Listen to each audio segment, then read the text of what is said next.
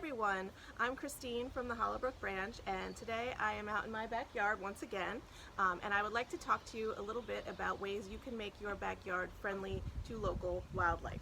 A lot of our wildlife is facing diminishing natural habitats, so it's important that when we think about our outdoor spaces, we make them welcoming to wildlife.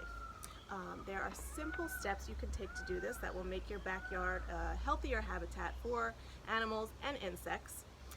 So I'm going to give you some examples. Most of the advice I've used in my yard has come from the National Wildlife Federation, and they give a few categories that you can think about when planning your backyard to make it friendlier for wildlife. So those 5 categories are food, water, shelter, places to raise young, and sustainable practices in your gardening.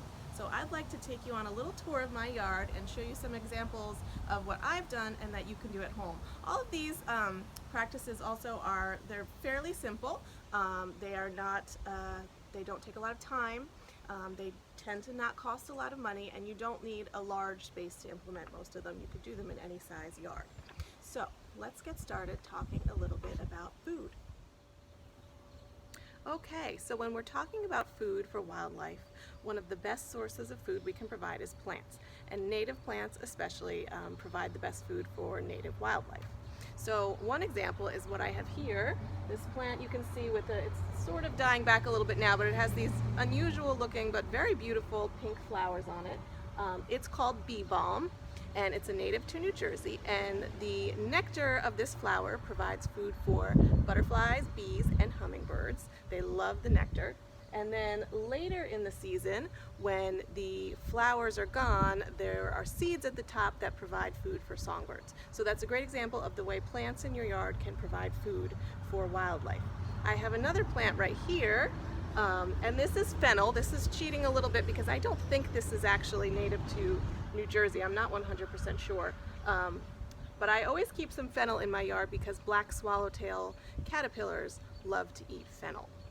So this is an example of a plant that is providing food for the caterpillars, and it's also providing, if you remember, one of the other categories we talked about was places to raise young. It also provides a place for swallowtail butterflies to lay their eggs and hatch their young. They lay the eggs right on the plant, so when the caterpillar hatches, it has plenty of food to eat.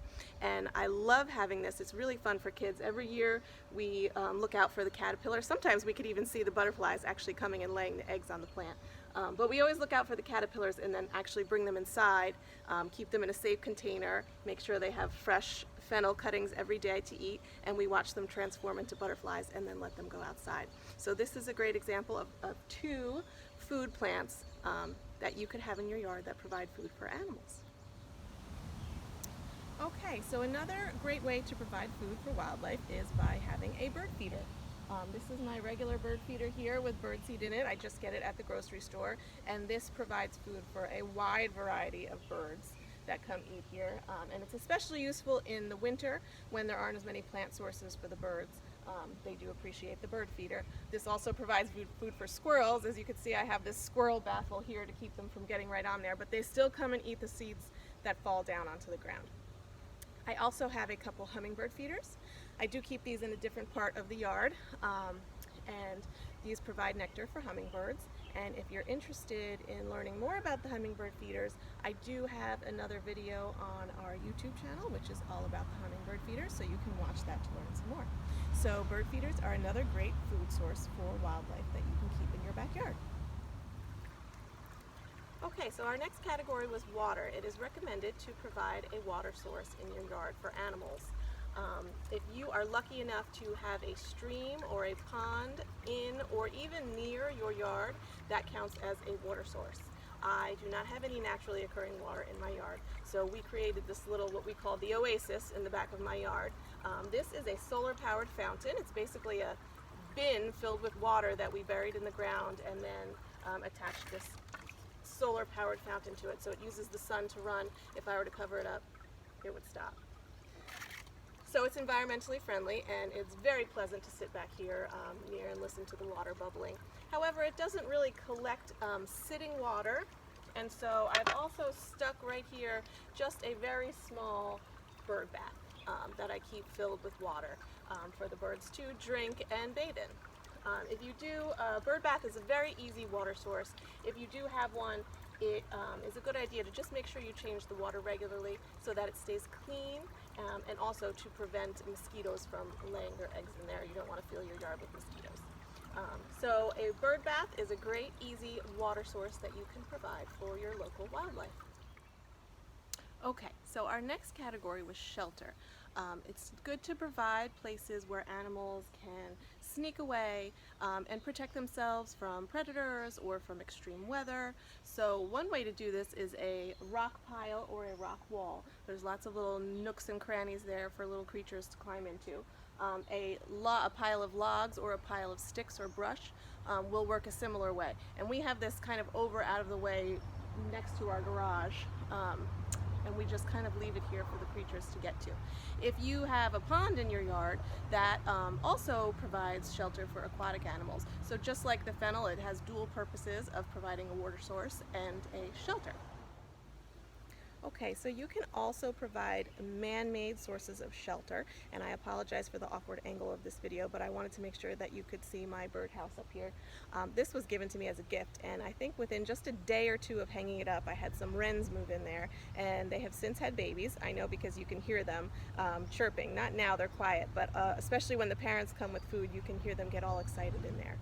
So that's been kind of fun to watch. So you could provide a birdhouse or a bat house or a butterfly house. Those are all things that you can buy and put in your yard to provide shelter for animals. But I also want to mention that shrubbery also provides great shelter for animals in your yard. It's a place they can escape to hide or to get out of the rain. So even just having nice shrubs in your yard will provide some shelter. Now the next category was places to raise young. So there's obviously a lot of overlap between shelter and places to raise young. So this is providing shelter and providing a place where these wrens are clearly raising their young. And as I talked about before with my fennel plant, that is providing food and also a place for that butterfly to raise its young. If you want to attract more butterflies to your yard, milkweed is a fantastic plant to plant. I tried to plant some this year and it didn't take off, so I don't have a great example to show you.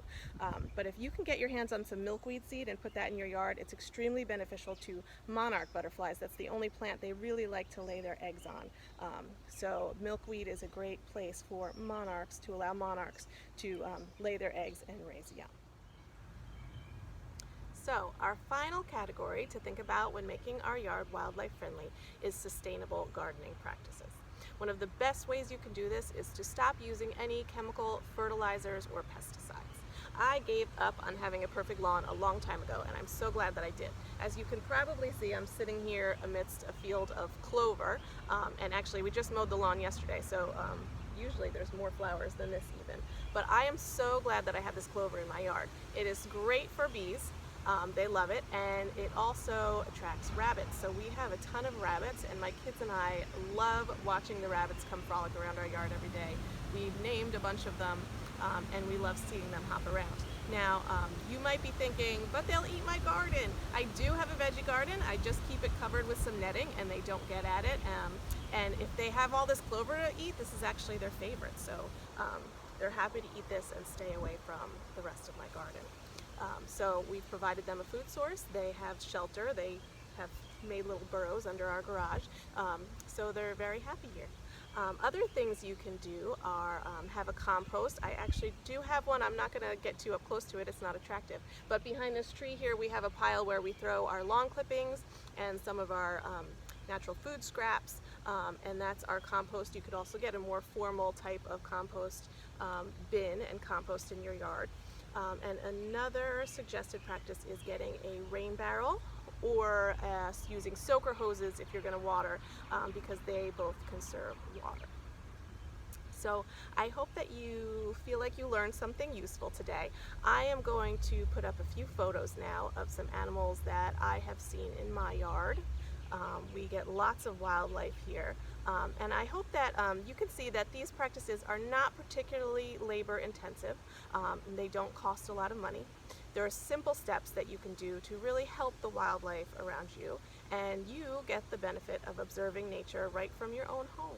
So I hope you will do some of this in your yards, and happy, sustainable gardening.